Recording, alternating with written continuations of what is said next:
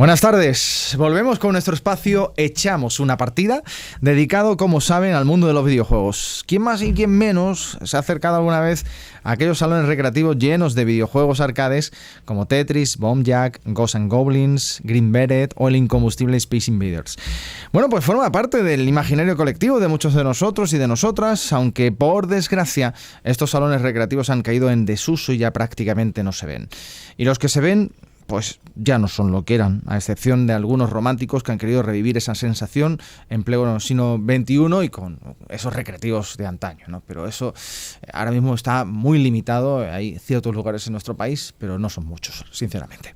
Bueno, nuestros invitados, como siempre, Manuel Serrano, Rafa Teruel, Alberto López, buenas tardes. Buenas tardes. Y Samuel Serrano, que lo tenemos en los mandos. ¡Ay, esos salones recreativos!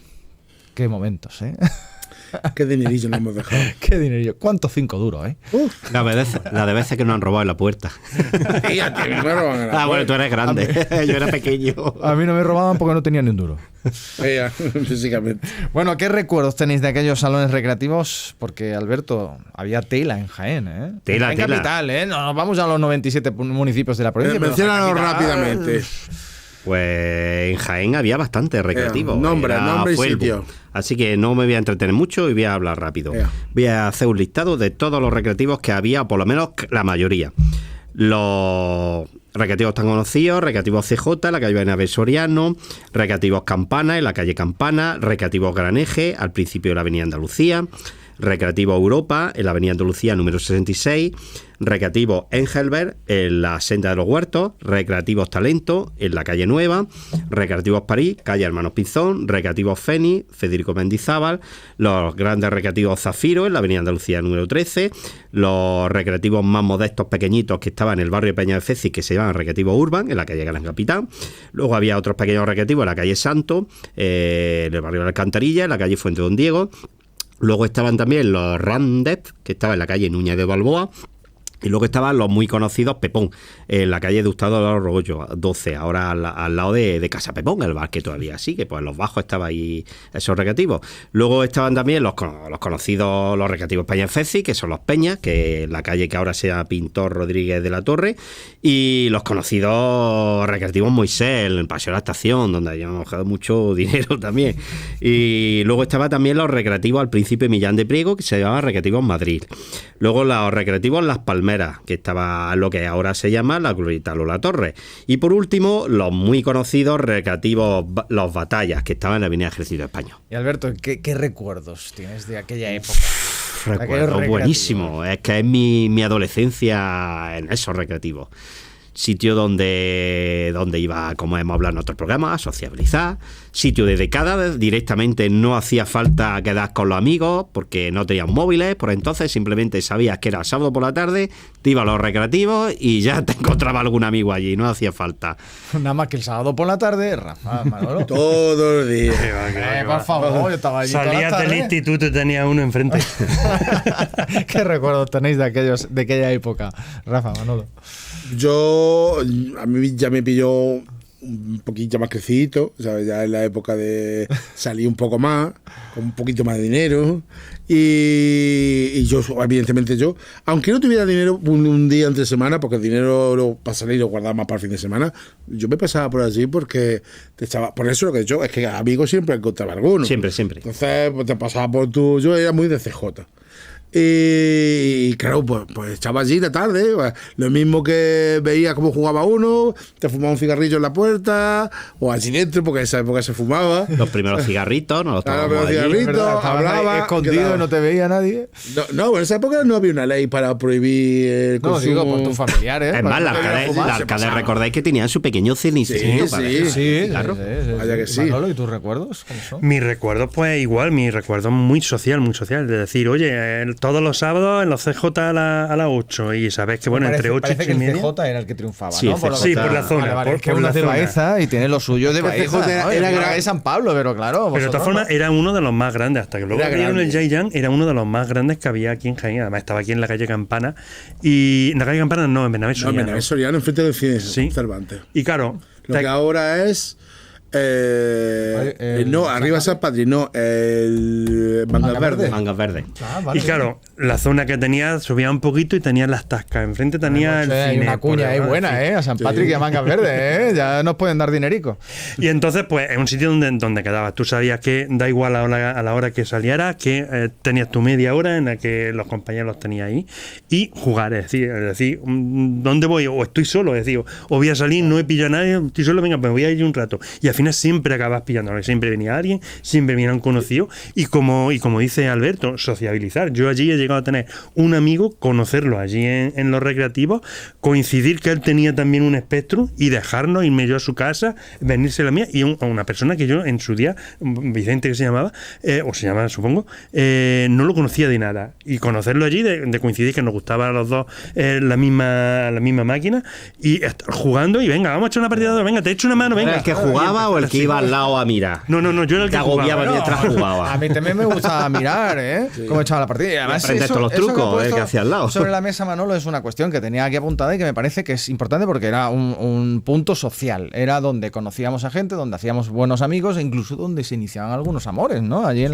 los recreativos. Quedábamos allí. Bueno. De quedar sí, porque de conocer yo la verdad las cosas han cambiado desde aquel entonces, pero en los recreativos y una cosita, yo conocía muy pocas yo no niñas, sé si eso es solo de Jaén o en los pueblos o aquí los conocíamos por los vicios, esos recreativos me voy a los vicios. Sí, los vicios. No sé si eso es solo de Jaén. Las recreativas en femenino. Ah, sí, pues aquí en Jaén eran los vicios. Aquí eran los vicios. Qué bueno. Bueno, ¿por qué creéis que han desaparecido prácticamente? A ver, todo tiene un porqué. O sea, las salas fueron negocios rentables porque eran videojuegos. Hizo mucho dinero. Eran videojuegos rentable. Que había que sacar, que duraban las partidas muy poco. Además, cuanto menos, mejor. Claro, más monedas. Y claro. Pero cierto es que los salones recreativos abrieron el mercado, fomentaron y abrieron las videoconsolas. Y claro, y cuando ya llegó la PlayStation, madre mía, porque las otras consolas se quedaban un poco por detrás del arcade. Pero cuando llegó la PlayStation ya rompió esto. Ya la consola superaba en calidad a la recreativa. Y claro, incluso hubo recreativas que metieron PlayStation dentro. Había placas, Sony sacó placas. Igual que Neo Geo tenía las placas, la NVS, que era la misma consola que tenía en casa, pero en versión para máquina, para máquina arcade. Sony también sacó una serie de placas que el hardware era exactamente igual que el de la PlayStation, solo que el juego, pues bueno, ya te requería moneda y le podías seleccionar, como tú dices, dificultad, números de vida, número de extras, si te daban, no te daban extra, cada cuántos puntos te daban extra. Todo eso es una cosa que el que estuviera el gerente del local pues lo configuraba y te decía, bueno, pues esta máquina se tiran demasiado tiempo jugando, pues le voy a subir la dificultad o le voy a dejar el número de vida o le voy a hacer algo pues para decir, oye, mira, yo quiero que gasten 5 duros pero que no estén más de 15 o 10 minutos jugando en la máquina. Alberto, entonces, ¿las consolas mataron a las recreativas? Sí, yo creo que sí, que fue ya otro tipo de videojuegos, ya empezaron las consolas, ya empezaron a perfeccionarse, a mejorarse, entonces ya los gráficos ya empezaron a mejorar y entonces realmente veía el juego del arcade era el reflejo de tu consola, porque es que no había ya diferencia, incluso luego ya empezaron a mejorarla, entonces pues ya la gente empezó a dejar de ir, ya el arcade, los salones recreativos dejaron de ser rentables y entonces empezaron a desaparecer. Es más, ahora comprar un arcade, intenta encontrar un arcade, si la buscáis son precios astronómicos, el que quiere un arcade, cuando en su momento la arcade, cuando cerraron los recreativos, es que te la regalaban, porque le estorbaba, los tenía habían cerrado recreativo, lo tenía en un almacén y es que te la regalaban. ¿Quieres un arcade? Llévatela. Que es que a mí me estorba, es que esto no sirve para nada. Y ahora, ¿quién hubiera hecho acopio en su momento de esa arcade para revenderla? Hubiera tenido un negocio. Teníamos que haberlo hecho, Manolo. De todas formas, los arcades se resistieron, porque acordaros que cuando ya a finales de los 90, bueno, mediados de los 90, 94, 95, empezaron a bajar el tema de máquina, empezaron a meter máquinas muy exclusivas. ¿Os acordáis del Afterburner? Sí, ya era una cabina con movimiento. Empezaron a meter juegos en los que ya interactuabas tú de una manera distinta. Una cosa que en tu casa no podías hacer con la consola. Claro, efectivamente. Pero luego también luego nos damos cuenta que luego salieron también los ciber, que luego fue otra cosa, ya los ciber, ya con videojuegos online, con esto de internet también, eso fue el principio del fin. Claro. A ver, lo cierto es que dice en Japón no han desaparecido. No. Siguen haciendo Sega, el edificio ese Sega. Hay edificios gigantes, gigantes en Japón en la que van todos los días, eso está lleno. Como he dicho, se han reconducido a cosas que no puede hacer la consola.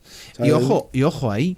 Hay también, lo decía al principio, un montón de románticos que han decidido hacer sus salones recreativos retro, es decir, recopilando, como tú decías, Alberto, todas esas máquinas recreativas antiguas y hacer...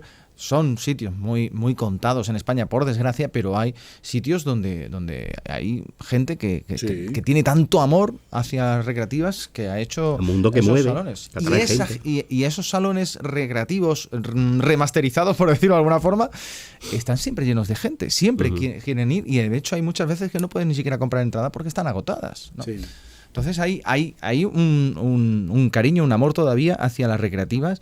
Y sí, es como un vuelta al pasado, es como una nostalgia, tanto, es como un vuelta al pasado a tu adolescencia, a tu época cuando eras más joven, una época feliz, cuando no tenías problemas, cuando tu problema era con quién salía, vamos, que vivías en una época muy feliz, que eras feliz. Pero yo creo que aquí en España el problema que tiene eso es que son negocios que tienen las horas contadas, porque en el momento que una generación como nosotros, que somos los que realmente hemos vivido esa época, desaparezcamos o dejemos de jugar, las nuevas generaciones no van por ahí, cosa que en Japón no han hecho. Pues en Japón han creado una cultura que incluso la gente joven le gusta jugar, porque no son máquinas recreativas, ya no estamos hablando de un Street Fighter o 1942, estamos hablando de juegos realmente como una consola de hoy en día, pero en formato arcade, cosas que eso aquí en España... Hay de música, toca una batería... Sí, de eso hay muchísimo. Sí, de baile, es decir, hay una serie de juegos y están creando una cultura alrededor que incluso la gente actual, las generaciones nuevas,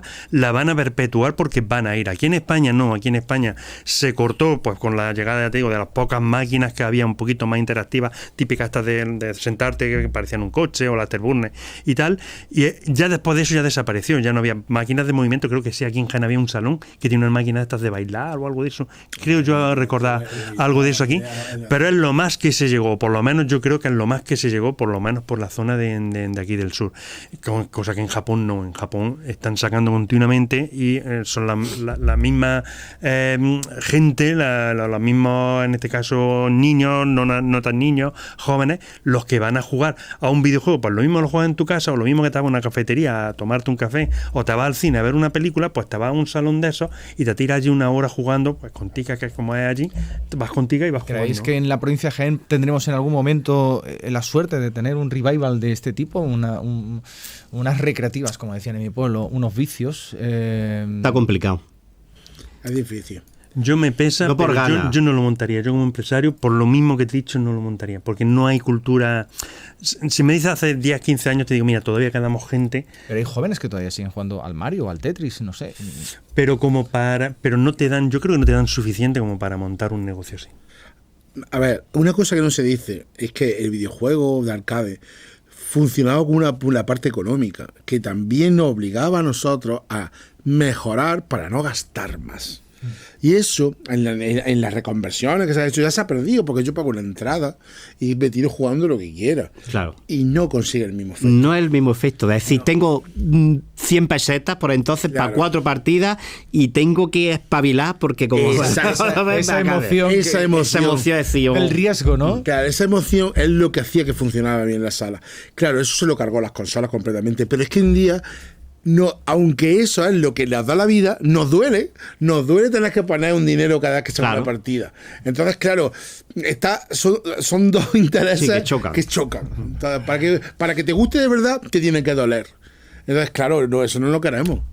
Oye, ¿de qué juegos guardáis mejor recuerdo de aquellas recreativas? Hombre, a mí yo he jugado mucho al Dungeons and Dragons, a las 2 partes, pero muchísimo, hasta que nos terminamos todos.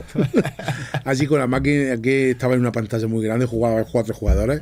o al Samurai Shodown, muchísimo también, un Street Fighter 2, tantas versiones turbo y eso también. Y claro, y el All-Round, que aunque no jugaban nunca, te molaba escuchar la música. Pero es que el All-Round había versiones, me acuerdo yo, que había máquinas, por ejemplo el CJ, que estaba la de pie de 5 duritos, que su cambio de marcha, y luego estaban los simuladores, que ya te sentabas y ya eran 100 pesetas. Y ya dices, ostras, es que con 100 pesetas de una de estas son 4 de la otra, ¿qué hago?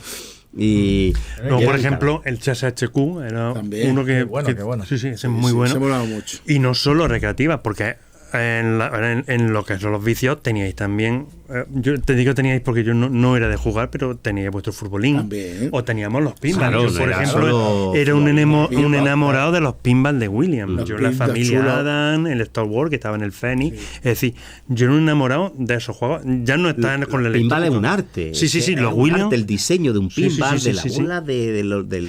Y aparte, un pinball normal y corriente, es decir, un pinball típico de los 70, de los 60, era un pinball que tu misión era sumar puntos, ya está. En cambio en los Williams tenías tu historia, es decir, tenías que conseguir cierta cosa, al pasar la bola por tal sitio conseguías una parte nueva, tenías mucha mecánica, la familia en la mano que salía y cogía la bola, el multiball, el efecto ese de poder estar jugando con 3 bolas al mismo tiempo, es decir, tenía unas cosas que gustaban. Y yo, por ejemplo, pues yo, en videojuegos, pues sí, por ejemplo, he dicho el HSHQ, el Bonjack, que lo has nombrado también, pues eso me gustaban, pero sobre todo cuando ya empezaron a meter pinball bueno, es decir, con mucho colorido, con muchas luces, con muchos efectos. Bueno, la familia Adam me encantaba a mí, la música, cada vez que te ponía a jugar, es decir, yo escuchaba eso y ya decía, mira, los 5 euros solo este multiball.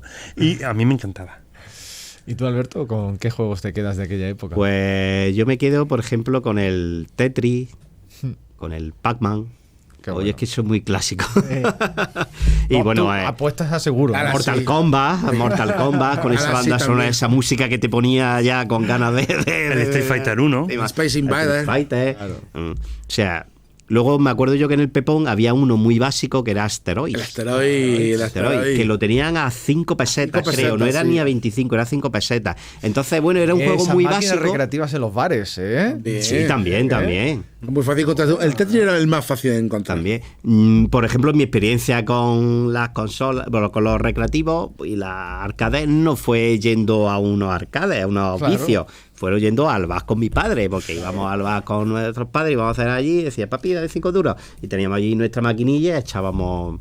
Como curiosidad de lo de las máquinas de los bares, deciros, a mí me lo dijo uno de un bar, no sé si será cierto o no. Si es cierto, ¿vosotros nos dabais cuenta que los juegos en los bares eran súper fáciles? Claro.